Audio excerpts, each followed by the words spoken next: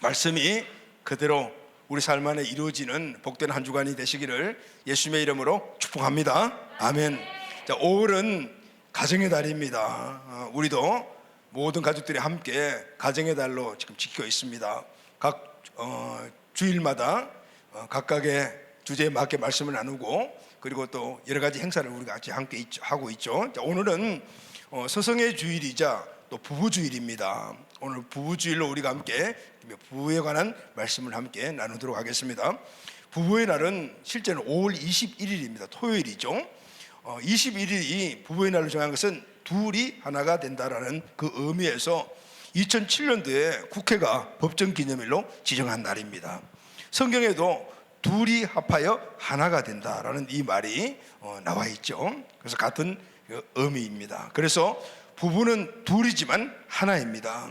그런데 여러분, 둘이 하나가 된다, 부부는 둘이지만 하나가 된다 말하기는 너무너무 쉽지만은, 그러나 실제 삶을 살아가는데 둘이 하나가 되는 이 일은 쉬운 일이 아니에요. 남남인 두 사람이 만나 하나가 되어 부부로 산다, 결코 쉬운 일이 아니에요. 그러면 어렵다는 얘기잖아요. 요즘 젊은 세대들이 결혼을 안 하려고 하는 그런 풍조가 많이 있어요. 왜냐하면 결혼 생활이 어렵다, 결혼 생활이 힘들기 때문이다. 왜 힘드냐면 결혼하게 되면 아내는 남편을 보살펴야 되고, 그리고 또 육아를 해야 되고, 그리고 또 남편은 또 자녀들을 먹여 살려야 되니까 경제적으로 힘써야 되니까 힘들다, 어렵다. 그래서 결혼을 포기하는 그런 젊은이들이 많이 있는 것 같아요. 자, 근데 여러분, 우리가 다른 한편으로 보게 되면은 두 사람이 부부로 만난다는 것은 대단한 인연입니다.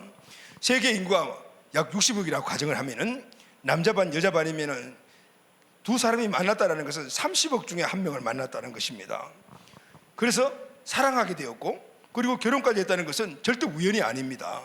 우연이 아니면은 필연인데, 이 필연인 것을 우리가 운명이라고 말합니다. 본네포 목사님은 이 결혼에 대해서 이런 말씀을 하셨습니다. 사랑은 사람의 일이다, 그러나 결혼은 하나님의 일이다. 사람은 누구나 다 사랑할 수 있지만 결혼으로 이어지는 것은 하나님의 뜻이 있어야 한다라는. 결혼은 그냥 아무렇게나 만나서 삘이 왔다고 해서 뭔가 내가 원하는 것들을 갖추고 있다고 해서 그렇게 결혼하는 것이 아니고, 그 결혼으로 이어지는 것은 그 안에 하나님의 뜻이 있는데 그 뜻을 알고 그 뜻 안에서 결혼을 해야만이 아름답고 행복한 가정을 만들어 갈 수가 있다는 것입니다. 사랑은 인간적인 감정으로는 충분하지만 결혼은 인간적인 감정으로만은 안 된다라는 겁니다. 그 이상의 뜻이 있어야 한다. 결혼에는 그 뜻이 담겨진 것이 있어야 하며 그 뜻대로 결혼이 이어져야 된다는 거죠. 그것이 바로 누구의 뜻이냐면 하나님의 뜻입니다. 할렐루야. 결혼 안에는 분명히 하나님의 뜻이 있고 그 뜻 가운데서 결혼을 해야 된다는 거예요. 그래서 한 남자와 한 여자가 만나 결혼하는 것은 기적이고 운명입니다. 왜냐하면 확률도 그래요. 30억분의 1이라고 한다면, 그러나 그 이상의 인간의 감정을 넘어서 하나님의 계획과 은총이 그 안에 있기 때문입니다. 그래서 우리의 만남은 우연이 아니다는 이런 얘기죠. 우리의 만남은 우연이 아닙니다. 부부의 만남은 절대로 우연이 아닙니다. 그래서 결혼은 나의 바람, 내 소원만으로 되는 것이 아니고 결혼에는 하나님의 간절한 바람, 하나님의 계획이 그 안에 들어가 있어야 합니다. 할렐루야, 아멘. 자, 오늘 우리가 부부주의를 지키니까 이 시간은 우리 모든 부부를 한번 같이 축복하기를 원합니다. 여러분은 위대한 기적의 주인공들입니다. 할렐루야, 아멘. 자, 부부가 함께 앉아 계신다라면 옆에 계신 분에게 이렇게 인사하십시오. 우리의 만남은 운명입니다. 자, 시작. 우리의 만남은 운명입니다. 근데 만약에 부부가 함께 있지 않고 배우자 한 분이 집에 있다든가 없다면 허공에 대해서 아니면 그쪽을 향해서 다시 한번 우리의 만남은 우연이 아닙니다. 시작. 우리의 만남은 우연이 아닙니다. 그리고 옆에 계신 다른 사람들이 이렇게 말합시다. 당신도 운명의 주인공입니다. 당신도 운명의 주인공입니다. 우리 청소년들, 아직 청년들이 이게 무슨 말인지 감이 잘 안 오나 봐요. 자, 이번에는 우리 청소년들 조금 이따 나중에 아직까지 해당되려면 멀었다, 그지? 그러니까 우리 청년들에게, 곧 결혼해야 될 청년들에게, 자, 여러분 배우자가 없으면 다 청년이에요. 그리고 우리 청년들에게 우리 같이 한번 그렇게 인사합시다. 당신도 기적의 주인공이 꼭 되시기 바랍니다. 시작. 당신도 기적의 주인공이 꼭 되시기 바랍니다. 아멘. 꼭 되셔야 돼요. 자, 여러분, 문제는 부부는 기적적으로 운명적으로 만나는데, 그러면은 이제부터 뭐죠? 기적적으로 만났으니까 기적과 같은 행복한 삶을 살아야 되지 않겠습니까? 이것이 결혼한 부부에게 주어진 가장 큰 숙제라고 말할 수가 있습니다. 자, 우리 주변의 현실들을 보면 어떻습니까? 우리나라 이혼율이 OECD 국가 가운데 최상위권이라고 그래요. 우리 주변을 둘러보아도 결손 가정들이 예전보다 훨씬 더 많아졌습니다. 기적적인 만남을 통해서 행복한 가정을 이루기 위해서 다짐하고 시작한 부부의 결혼 생활이 왜 이렇게 깨어지게 되는 것일까요? 이유가 뭘까요? 여러 가지 많은 이유들이 있겠죠. 가정법원의 이혼 통계를 보면요, 우리나라 그 부부들이 이혼하는 1위가, 첫 번째가 뭐냐면 성격 차이라고 합니다. 서로 성격이 안 맞는 거죠. 두 번째는 경제적인 문제, 세 번째는 이 가족 간의 불화, 네 번째가 배우자의 부정, 다섯 번째가 정신적인, 육체적인 학대를 견디지 못해서 이혼한다. 이런 이유가 나와 있어요. 자, 여러분, 결혼하시는 분들이 그 결혼하신 분들 가운데서 나는 불행해지기 위해서 결혼을 한다라고 생각하면서 결혼하시는 분들이 있을까요? 그런 사람은 한 명도 없을 것입니다. 모두가 분홍빛의 아름다운 꿈을 안고 결혼합니다. 그리고 다짐합니다. 우리는 꽃길만 걷자라고 그러잖아요. 그런데 여러분, 꽃길이 아닌 가시밭길이 되는 일들이 많아요. 그 이유가 뭘까요? 원대한 꿈을 가지고 결혼을 했지만 결혼 생활의 행복을 누리는 방법, 길, 원리를 모르기 때문입니다. 결혼은 인간의 감정만으로 이루어지는 것이 아니다. 결혼에는 하나님의 뜻이 들어있다. 결혼은 사람과 관계가 우선이 아니라 하나님과의 언약 관계이다. 오늘 이 사실을 먼저 깊이 깨닫고 거기에 원리에 맞도록 배우자를 찾고 그리고 또 결혼을 해야 되는 거예요. 그래서 결혼 생활은 부부가 하나님의 뜻을 따라야 한다. 그래야만 결혼 생활이 행복해질 수가 있다. 오늘 이 사실을 모르기 때문에 결혼의 나중 결과들이 어려워지는 경우들이 많다 그 말이에요. 사랑하는 여러분, 이제 우리 다시 한 번 더 가정의 달 맞이해서 오늘 이 결혼 생활에 이 부부가 해야 될 일, 그 안에 놀라운 정글가 들어있는 하나님의 뜻, 오늘 이 뜻을 다시 한 번 더 깨닫고 이 원리가 회복되기를 바랍니다. 그래야만이 그 원리대로 살아가게 될 때 오늘 가정의 기반이 바로 부부잖아요. 그 부부의 자녀들과 함께 건강한 가정이 만들어지고 그리고 그 건강한 가정이 행복한 가정으로 나아가게 되는 것입니다. 자, 이 은혜가 다시 한번 가정의 달 오늘 부부주일에 우리 모든 가정에서 회복되기를 예수님의 이름으로 축복합니다. 아멘. 자, 그럼 첫 번째 하나님이 주신 원리가 뭘까요? 첫 번째 원리는 부부가 예수 그리스도를 믿어야 합니다. 아멘. 부부가 함께 예수 그리스도를 믿어야 합니다. 아내만 믿고 남편이 믿는 것이 아니고 아내와 남편이 함께 믿어야 합니다. 더 나아가서는 자녀들까지 함께 예수 그리스도를 믿어야 합니다. 그래야만이 행복한 가정, 행복한 부부가 될 수가 있습니다. 사도 바울은 행복한 부부가 되려면 아내와 남편이 믿음을 가져야 한다라고 말합니다. 믿음은 예수 그리스도를 구원자 주인으로 믿는 것이죠. 마음의 주인으로 영접하는 것입니다. 주인된 예수 그리스도의 말씀을 따라 살아가는 겁니다. 아내와 남편의 주인이 예수 그리스도가 되면은 아내와 남편이 예수 그리스도의 말씀을 따라서 살아가는 것은 당연한 것이죠. 왜냐하면 그분이 주인이기 때문에 여기서부터 가정의 행복, 부부간의 행복과 관계의 아름다움이 시작이 됩니다. 당연한 거잖아요. 두 사람의 주인이 바로 예수 그리스도가 되면은 그 예수 그리스도의 말씀을 두 사람이 함께 따라가게 된다면은 그 원리 안에 주어지는 하나님의 놀라운 계획들이 부부 관계에서 이루어지면 당연히 행복한 부부, 가정에 아름답게 만들어지는 건강한 터가 만들어지게 되는 것입니다. 본문에 나오는 사도 바울이 이 권면한 대상들이 남편과 아내 그리고 다음 장으로 넘어가면 되는 자녀들까지 같이 나오잖아요. 그런데 모두가 다 예수 그리스도를 주인으로 믿는 부부, 자녀들 이렇게 나와 있는 것을 볼 수가 있어요. 먼저 오늘 사도 바울은 아내들에게 권면을 하죠. 22절 다 같이 한번 읽겠습니다. 시작. 아내들아 자기 남편에게 복종하기를 죽게 하듯이 하라 그랬죠. 이 말씀에 보게 되면 사도 바울은 행복한 부부가 되려면 아내는 남편에게 복종해야 합니다. 누구께 하듯이요? 주님께 하듯이 복종하십시오라고 말합니다. 행복한 부부의 관계를 만들면 먼저 아내가 남편에게 복종하는 관계가 되어야 된다. 그런데 남편에게 순종하기 앞서서 먼저 사도 바울이 고민하고 있는 이 아내는 주님께 순종한 자녀인 것을 볼 수가 있어요. 아내의 주인이 예수 그리스도임을 알 수가 있습니다. 아내가 주인 대신 예수의 말씀을 순종할 때 남편에게 순종하라는 말씀도 순종할 수가 있겠죠, 당연히. 왜냐하면 나의 주인 대신 주님의 말씀이기 때문입니다. 그래서 믿음으로 사는 아내는 주인 대신 예수 그리스도의 말씀을 따라 남편에게 순종을 하게 됩니다. 할렐루야, 아멘. 남편도 마찬가지입니다. 오늘 25절 말씀을 다 같이 읽겠습니다. 시작. 남편들아, 아내 사랑하기를 그리스도께서 교회를 사랑하시고 그 교회를 위하여 자신을 주신 같이 하라. 남편의 역할은 아내를 사랑하는 것이다 라고 말하죠. 어느 정도까지요? 그리스도가 교회를 사랑함 같이 사랑하라 라고 말합니다. 남편은 예수님이 교회를 사랑하신다는 사실을 알고 있는 사람이에요. 그걸 전제해서 지금 고민을 하고 있습니다. 예수님이 자신을 위해서, 예수님이 교회를 위해서 십자가에 자신의 생명을 내놓은 사실을 알고 있는 사람이에요. 남편은 예수님을 구원자 주인으로 믿고 있는 사람입니다. 마음의 주인을 영접한 사람입니다. 예수님을 중심에 주는 모신 자는 주인 대신 예수님의 말씀을 순종하는 것은 당연한 것이죠. 아내를 그리스도가 교회를 사랑하라는 주인 대신 예수님의 말씀대로 아내를 교회처럼 사랑하게 된다 그 말이죠. 여러분, 왜 부부가 하나가 되지 못합니까?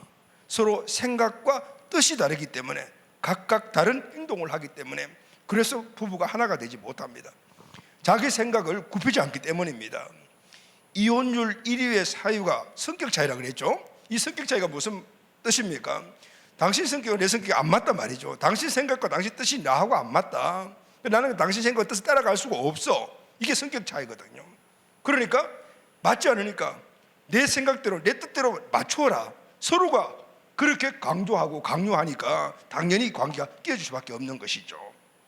부부가 하나 되지 못한 이유는 서로 다른 생각과 다른 뜻을 가지고 있기 때문입니다.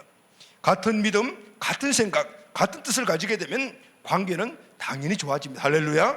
그리고 행복해질 수밖에 없는 것이죠. 자, 이렇게 첫 번째, 부부간의 아름다운 관계의 이 원리는 바로 예수 그리스도가 두 사람의 다 주인이 되어야 한다. 예수 그리스도를 믿는 부부여야 한다는. 자, 그러면은 이 두 부부가 예수 그리스도를 믿고 주인을 믿다면은 그 주인 대신 예수 그리스도가 오늘 이 부부들에게, 오늘 부부가 하나가 되고 행복한 부부 생활을 할 수 있도록 주신 말씀이 뭘까요? 그 원리가 뭘까요? 자, 두 번째, 주님이 말씀하시는 부부의 관계의 원리가 무엇인가? 이걸 우리가 알아야만이 그 말씀을 따라서 순종할 수가 있잖아요. 우리가 주인 대신 그분의 말씀을 우리가 받았다면 순종하는 것은 당연한 것이고, 그렇게 순종하게 되다 보면 그 안에 이 부부 관계 속에서 하나님 주시는 놀라운 은혜와 축복과 행복을 우리가 누릴 수가 있게 됩니다. 할렐루야, 아멘이죠. 여러분, 본문을 보면은 부부 관계를 사도 바울은 단순히 아내와 남편의 관계로만 보지 않습니다. 아내와 남편의 관계를 교회와 그리스도의 관계를 가지고 이 관계를 말하고 있습니다. 아내는 교회에 비유하고 있고 남편은 그리스도에 비유를 하고 있습니다. 22절, 23절 말씀을 다 같이 이렇게 시작. 아내들이여 자기 남편에게 복종하기를 죽게 하듯 하라. 이는 남편이 아내의 머리됨이 그리스도께서 교회의 머리인 것 같으니라. 그가 바로 몸의 구주시니라. 교회는 그리스도의 몸이요 머리는 예수 그리스도. 남편과 아내도 바로 여기에 교회에 비유하여 말하고 있는 것을 볼 수가 있습니다. 남녀가 운명적으로 만났으니 행복하게 잘 살아라. 이것이 결혼이 아닙니다. 더 깊은 의미가 있습니다. 부부관계는 교회와 그리스도와의 관계와 같다. 이 안에 담겨진 원리를 부부간에 실천해 나가게 되면 놀라운 그 은혜가 그 안에서 이루어지는 것입니다. 이 깊은 신비를 알게 되면 자신의 역할을 알게 됩니다. 주님이 주신 각각의 역할을 알게 되면 당연히 그 안에 들어있는 주님이 우리에게 역할을 알고 실천해라는 것은 하나님이 주신 축복의 원리잖아요. 축복이 이루어지는 거죠. 행복해지게 되는 것입니다. 자, 그럼 여러분, 오늘 본문에서 사도 바울이 아내에게 고민한 내용이 뭘까요? 첫 번째, 아내는 교회와 같다라고 말합니다. 24절 25절 말씀을 다 같이 읽겠습니다. 시작. 그러나 교회가 그리스도께 하듯 아내들도 범사에 자기 남편에게 복종할지니라. 남편들아, 아내 사랑하기를 그리스도께서 교회를 사랑하시고 그 교회를 위하여 자신을 주심같이 하라 그랬죠, 여러분. 자, 여기에서 아내를 교회와 비유가 있는 것을 볼 수가 있어요. 자, 아내 되신 여러분들은 교회와 같습니다. 자, 그러면은 교회의 머리가 누구죠, 여러분? 교회의 머리는 그리스도십니다. 아멘. 그래서 교회는 그리스도께 순종을 합니다. 아내의 머리를 남편이라고 말하는. 그래서 교회가 머리 대신 그리스도께 복종하듯이 범사에 남편에게 복종하라, 이렇게 지금 사도 바울이 말하고 있는 겁니다. 오늘 본문을 보게 되면은 아내와 남편이 서로 해야 할 일이 한 가지씩 이야기하죠. 아내는 남편에게 복종해라, 남편은 아내를 사랑해라, 이렇게 말합니다. 순서가 아내가 먼저입니다. 아내가 남편에게 복종하는 것이 먼저고 그 다음이 남편이 아내를 사랑하는 겁니다. 이 복종이라는 말에 헬라가 휘포 타소메니아라는 이 단어는 위치를 말할 때 사용하는 단어거든요. 휘포라는 말은 아래, 타소메나이는 놓다라는 말이에요. 그러니까 아내는 남편 아래에 놓였다, 이런 뜻을 갖고 있어요. 남편들에게 질문을 해봤습니다. 성경에 나오는 말씀 중에 제일 좋아하는 말씀이 무엇입니까? 1위가 아내들이여 남편에게 복종하라 라는 말이에요. 1위, 부동의 1위. 지금 역사적으로 한 번도 바뀐 적이 없다고 그래요. 자다가도 이 소리만 들으면 아멘. 반면에 아내들은 말도 안 돼, 이해가 안 됩니다 라고 그래요. 남자가 여자나 똑같이 부모에서 태어나고 부모의 사랑받고 자랐는데 왜 여자는 남자에게 복종해야 한단 말인가? 다분히 그렇게 생각을 해줘. 이렇게 생각하는 이면에는 어떤 의식들이 있냐면은 남자는 우월하고 여자는 열등하다, 이런 의식들이 먼저 쫙 깔려져 있어요. 남자는 우월하고 여자는 열등하기 때문에 여자는 남자의 아래다, 이렇게 생각하는 경향이 있거든. 그런데 여러분, 성경이 지금 말하는 의미는 그런 의미가 아닙니다. 하나님께서 남자를 여자보다도 우월하게 만드셨기 때문에, 여자가 열등하기 때문에 복종해야 된다는 그런 말이 아닌 거예요. 자, 그럼 여러분, 왜 하나님은 그럼 남자는 여자에게 복종해라, 아내는 남편에게 복종해라라고 그렇게 말씀하실까요? 그 안에 들인 뜻이 뭘까요? 첫째는 창조의 질서입니다. 고린도전서 11장 3절 중반절 말씀 다 같이 시작. 각 남자의 머리는 그리스도요, 여자의 머리는 남자요, 그리스도의 머리는 하나님이시니라. 우리가 이 세 가지의 이 질서의 이 위치를 생각하지 않고 뚝 떼어내가지고 여자의 머리는 남자요 하면은 왜 여자가 남자 밑에 들어가는 거야? 이렇게 생각할 수가 있지 않습니까? 그런데 오늘 이 세 가지의 이 위치는 하나님이 창조하실 때 질서를 위해서 만들어 놓으신 것 중에 그 중에 하나가 바로 남자와 여자의 이 관계라고 하면, 하나님이 세상을 지실 때 질서를 세웠어요. 맨 위가 하나님, 그리고 그리스도, 예수 그리스도, 그 밑에 남자, 그리고 또 여자, 이렇게 위치를 정해 놓으셨어요. 이것은 어떤 지배적인 그 위치가 아니고, 우리가 세상에서는 이런 위치를 지배적인 위치 생각을 하잖아요. 점점 위로 올라갈수록 지배의 그 영역이 넓어지고, 밑에 있으면 밑에 있을수록 그 지배를 받는 강도가 커지니까 그런 의미를 가지고 우리가 생각을 하잖아요. 그런데 오늘 이 말씀의 이 위치는 그런 지배적인 의미가 아니고, 하나님이 세상을 만드실 때 모든 것들의 안전, 행복, 이런 것들을 위해서 하나님이 세우신 질서라, 그 말이에요. 맨 위에는 하나님, 그 다음에는 예수 그리스도, 그리고 남자, 그리고 여자, 이렇게 위치를 만들어 놓은 것은 지배를 위한 위치가 아니고 남자의 행복과 안전을 위해서 하나님이 세우신 질서예요. 이 원리를 로이드 존슨 목사님은 예를 들어서 이야기를 했는데, 그 예가 뭐냐면 반장의 예를, 요즘도 초중고 학교 하면 반장들이 있죠. 각 반마다 반장이 있잖아요. 그런데 여러분, 반장은 왜 세우죠? 학급을 잘 운영하기 위해서 세웁니다. 그래서 반장은 모든 굳은 일들을 다 해요. 그리고 어떤 경우는 앞서서 하기도 하고, 또 어떤 경우는 스스로 먼저 솔선해서 하기도 하고, 이것이 반장의 역할이잖아요. 반장은 그 반을 잘 이렇게 운영하기 위해서 헌신하고 그렇게 봉사하는 그런 사람이잖아요. 군림하는 것이 아니고 섬기는 직분이 반장인데, 로이드 목사님은 남편은 반장과 같다. 여러분 가정에, 여러분 남편은 여러분 가정의 반장입니다. 왜 반장을 세워놨어요? 우리 가정을 잘 운영하라고, 잘 섬기고 잘 이끌어가라고 그렇게 세우는 거예요. 하나님이 만든 이 가정을 행복한 가정으로 만들어가라고 남편을 반장으로 세웠단 말이에요. 근데 여러분, 반장으로 세웠다면 반원들이 반장의 말을 들어야 돼요, 안 돼야 돼요? 반장의 말을 잘 들어야 되지 않습니까? 같은 원리로 예를 들어서 이야기를 했는데 맞는 말이 같죠. 두 번째는 남자가 가지고 있는 신체적, 정신적 특성 때문입니다.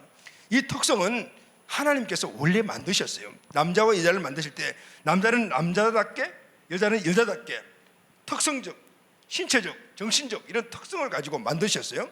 남자와 여자가 갖고 있는 각각의 특징을 각각 다르게 만드신 이유가 있습니다. 그것을 서로 보완해서 함께 완전한 것을 만들어 가라 그 말이에요. 그러니까 가정의 아내와 남편이 남자와 여자로서 각각의 자기에 주어진 하나님의 은혜가 다 달라요. 그런데 그걸 갖다가 너는 나를 따라와라, 나를 닮아라, 이것이 아니고 서로 그것을 함께 합력해서 각각의 상대방의 부족한 부분들을 보완하는 의미에서 그렇게 은혜로 주신 거예요. 신체적, 정신적 특징이 그래서 다르다 그 말이에요. 그 다른 것을 인정하고 그 다른 것을 함께 가정에 남편과 아내에게 주신 것은 더 건강하고 완전하고 이 가정을 행복하게 만들고 가정을 잘 지키라고 그렇게 주신 거예요. 할렐루야, 아멘. 여자가 받고 싶어하는 것은 사랑입니다. 남자는 존경받기를 원합니다. 여자가 원하는 것은 안정적인 것이지만 남자는 인정받는 것을 원합니다. 남자는 인정받고 존중받지 않으면 아무것도 안 합니다. 말도 안 합니다. 남자는 잔소리하면 절대로 달라지지 않습니다. 여러분, 우리 아내들, 남자들 잔소리해서 바꿀 거라고는 생각을 하지 마세요. 안 바뀌어져요. 그리고 세 번째, 여자는 사랑받을 때 달라지고 남자는 존경받을 때 달라집니다. 여자는 사랑받지 못하면 화가 나고 남자는 존중받지 못하면 핵폭발을 일으켜요. 이런 원리들을 알아서 상대방을 잘 이렇게 대해줘야 되는, 그럴 때 거기서 엄청난 시너지 효과가 나타나게 되는 것입니다. 하나님은 이렇게 남자와 여자에게 각각 다른 특징을 은혜로 주셨어요. 남자에게는 도전하고 다스리는 은혜를 주셨고 여자에게는 섬세하게 잘 섬기는 은혜를 주셨어요. 다스리는 은혜가 더 크고 섬기는 은혜가 작은 것이 아닙니다. 이 두 가지 안에 축복과 책임이 다 들어있어서 상호서로 합하여 함께 나가게 되면 엄청나게 큰 행복한 삶, 건강한 삶, 그리고 안전한 가정을 만들어 갈 수가 있어요. 도전하고 다스리는 은혜가 리더십의 축복이지만 또한 의무도 그 안에 들어있습니다.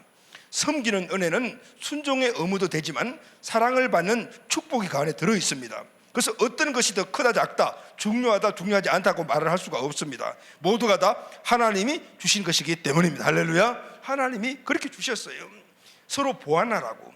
서로 보완했을 때 안정적이고 기초가 튼튼해지고 그리고 하나님 주시는 그 위에 축복과 행복의 집을 지어갈 수가 있게 되는 것입니다. 자, 이렇게 제가 이야기를 하게 되면 이 이야기를 묵묵히 듣고 있던 아내분들, 여자분들은 마음속으로 아마 이런 질문을 할 거예요. 목사님, 다 맞는 것 같아요. 주인 대신 예수님이 그렇게 말씀하셨다면 남편을 존경하려고 애쓰겠습니다. 그런데요, 여기 이게 문제. 그런데요라고 문제. 그런데요, 남편에게 존경할 만한 것이 있어야 존경을 하지요.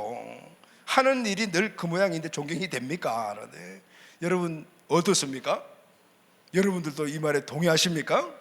자, 그럼 여러분, 그럼 이 질문에 대답이 어떤 대답이 돼야 될까? 이 질문의 대답을 소천하신 빌리 그레함 목사님의 아내 되신 롯 그레함 사모님의 말씀을 여러분에게 해답을 주려고 해요. 이분이 이런 말씀을 했어요.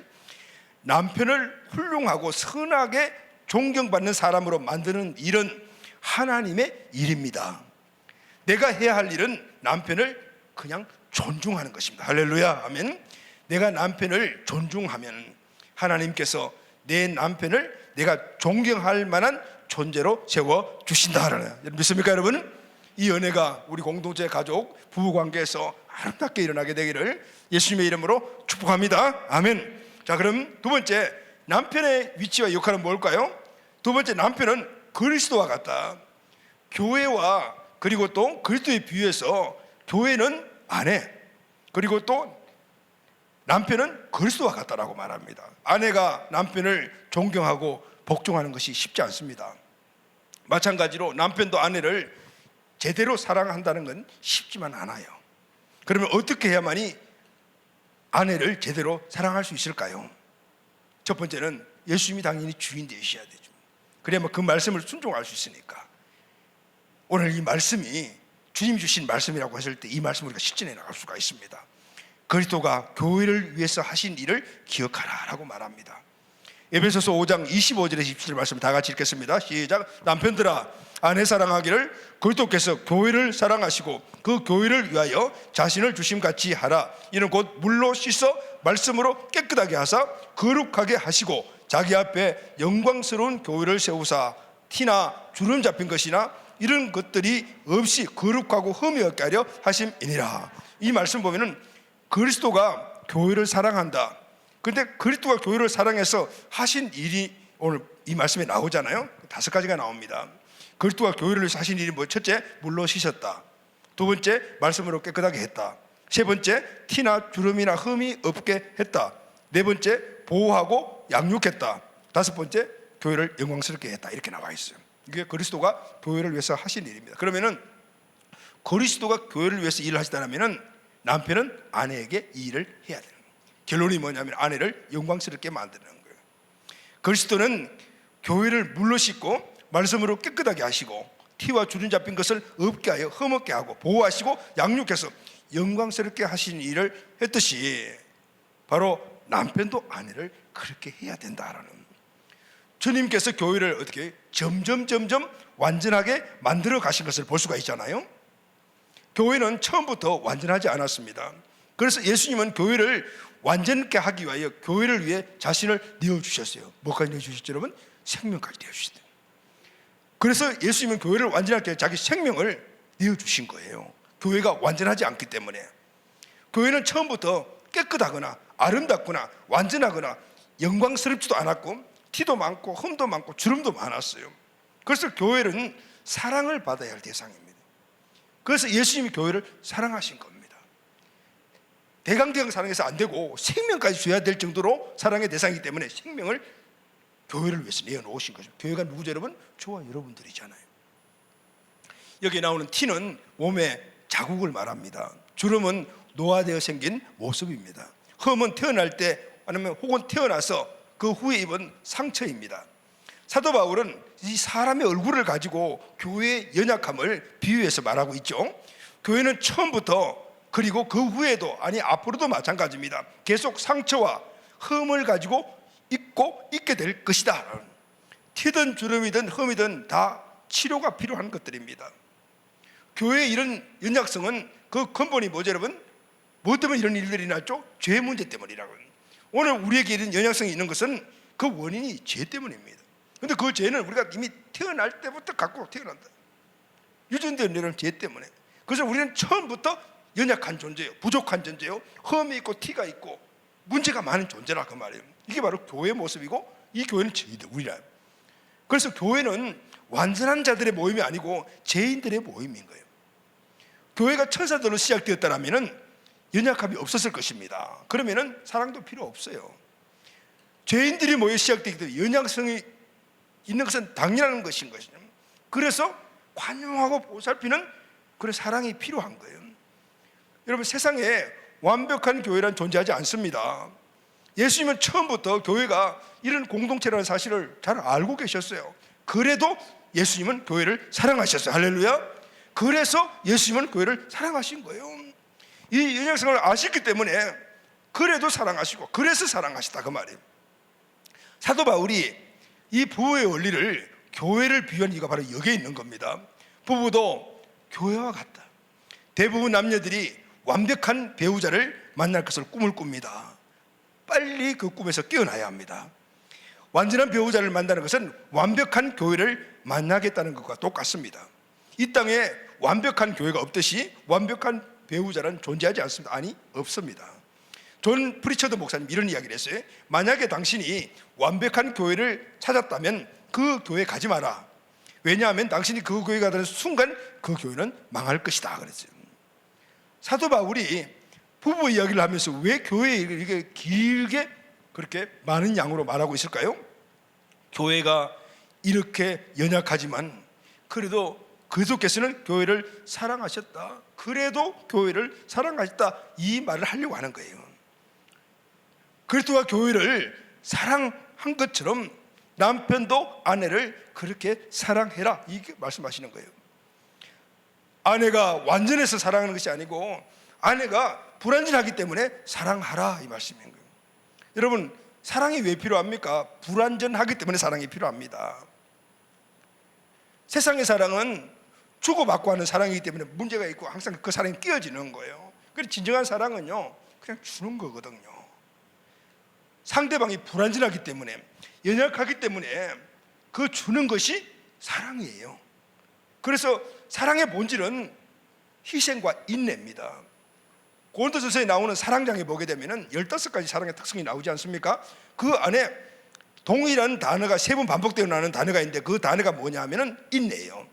그래서 사랑의 특성은 한마디로 말하면 희생과 인내다라고 이야기할 수 있는 거예요. 여러분, 희생과 인내가 필요한 건 뭐죠? 상대방이 연약하기 때문인 거예요.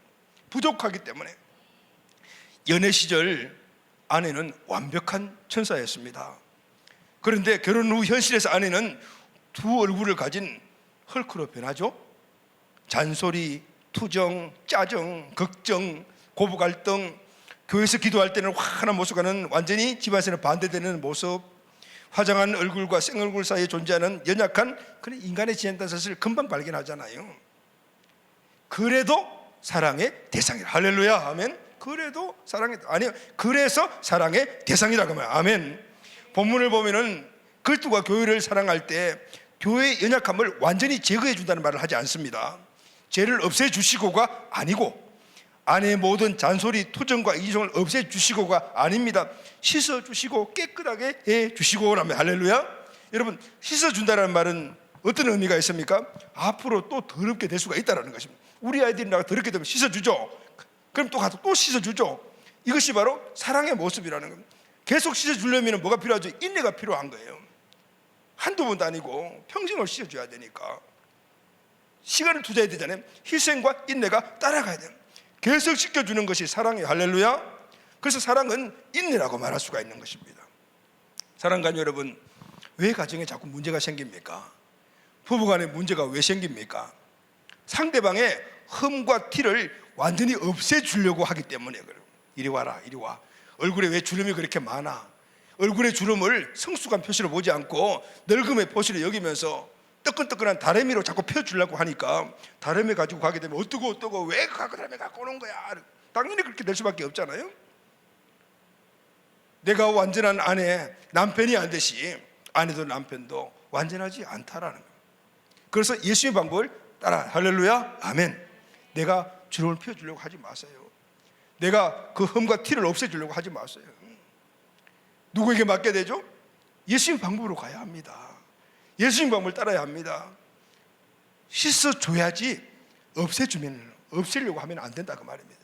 무엇으로 씻죠? 오늘 본 말씀 보면은 물로 씻어 말씀으로 깨끗하게 하사 거룩하게 하시고 자기 앞에 영광스러운 교회를 세우사. 뭘로 씻죠 여러분? 물과 말씀으로 씻어요. 기도와 말씀입니다. 할렐루야, 아멘. 물은 성령님을 의미하잖아요. 부부가 함께 서로의 연약함을 드러내고 그것을 씻김받기를 원한다면 손잡고 기도하고 말씀 붙잡고 기도하시기를 바랍니다. 할렐루야. 이때 모든 것들이 주의 은혜, 성령의 은혜로 씻겨지는 역사를 입게 되는 것입니다. 아멘. 사람들은 부부관계 개선을 위해서 많은 노력을 합니다. 전문인을 찾기도 합니다. 물론 도움이 됩니다. 우리 교회도 이런 부부 사역들을 하지 않습니까? 그러나 저는 그걸 알아요. 완벽한 그리고 이 완전한 도움이 못 된다는 사실을 저는 너무 잘 알고 있습니다. 물론 잠시 그런 어떤 큰 문제들에서 자유함을 있긴 하지만은 그것이 완전한 문제 해결은 안 되는 거예요. 변화는 성령과 말씀으로 이루어진다. 할렐루야. 사람을 변화시키는 것은 말씀과 성령입니다. 부부가 서로 설득하고 충고하고 상담을 받도록 해서 완전하게 변화됐다는 말을 들어보신 적이 있습니까? 진정한 치유와 변화는 성령으로 씻고 말씀으로 깨끗하게 될 때 최종 목적지에 이르게 될 줄로 믿습니다. 죄인이 평생을 거쳐 성화 과정을 우리가 걸어가잖아요. 그래야만이 우리가 점점 거룩해지듯이 결혼의 행복도 한평생을 함께 걸어가야 할 이런 성화 과정과 같습니다. 그래서 여러분 히브리어에 보게 되면 결혼이라는 말과 거룩이라는 말이 다 키두시라는 단어를 한 단어로 생각하고 있어요. 우리가 죄를 점점 자유하고 깨끗하게 되는 이 성화의 과정을 받듯이 결혼도 동일하게 거룩 과정이 똑같단 말이에요. 평생을 함께 노력해서 이루어가는 것이다. 그러면 결혼은 평생에 걸친 거룩의 과정이라고 그렇게 말씀하고 있는 겁니다. 흠 많고 티 많은 두 사람이 부부로 만나 하나가 되어가는 과정에서 가끔 다투고 싸우고 또 화해하고 용서하면서 살아가는 것, 넘어지면 다시 일어나고 넘어지면 손잡고 다시 일어나고 그래서 또 가다가 넘어지면 또 다시 일어나고, 이 과정이 바로 우리 결혼생활이요 부부관계라는 것입니다. 근데 여러분 필요한 게 뭐죠? 한 사람이 넘어지면 이렇게 세워줄 사람이 있어야 되는 거예요. 그것이 바로 부부관계라는 거예요. 넘어지면 이렇게 세워줄 수 있는 사람이 행복한 사람이에요. 결론이 뭐냐면은 27절에 자기 앞에 영광스러운 교회를 세우사 그랬죠. 하나님이 부부를 만나 계신 이유가 바로 이거예요. 지금은 분명히 영광스럽지 않아요. 아직은 때묻고 흠과 티가 많이 있습니다. 그래도 상관없습니다. 넘어지기도 하지만 넘어져 있지 않고 둘이 하나가 되어 일으켜주고 세워주고 밀어주고 끌어주고 이렇게 함으로 말미암아 영광스러운 부부의 존재가 되는 겁니다. 할렐루야, 아멘. 사랑하는 가족 여러분, 가정의 달입니다. 우리 베델 공동체 가정들마다 믿음 3대, 신앙 3대, 축복 3대를 만들어 천대 축복을 이어가시기를 예수님의 이름으로 축복합니다. 그 터가 가정입니다. 그리고 부부가 시작입니다. 하나님의 언약 아래 이루어진 가정의 부부관계의 원리가 무엇이죠? 행복한 가정을 만드는 부부의 원리가 무엇입니까?